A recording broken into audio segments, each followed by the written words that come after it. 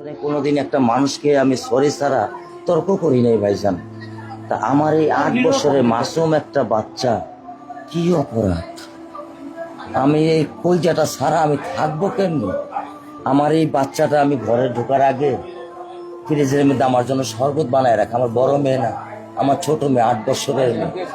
বাবা শরবত ছবি এখানে লাগায় রাখছে, বাবা তুমি আমাকে নিয়ে যাবা।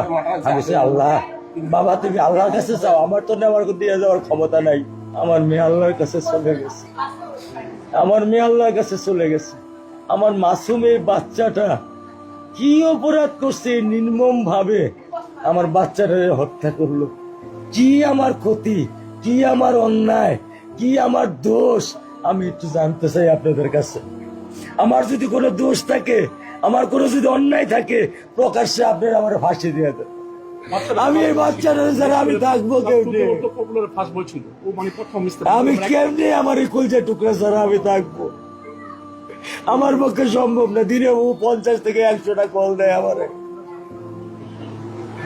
বাবা তুমি কখন আসবা, বাবা তুমি কখন আসবা, বাবা তুমি কখন আসবা। 8টা বছর আমি আমার বুকের এই ঘরে ঘুম পাড়াইছি। আমি আজকে আমি কার সাথে ঘুম আসবো? আমি কি দিয়ে মনে সান্ত্বনা দিব? আমার অপরাধ কি?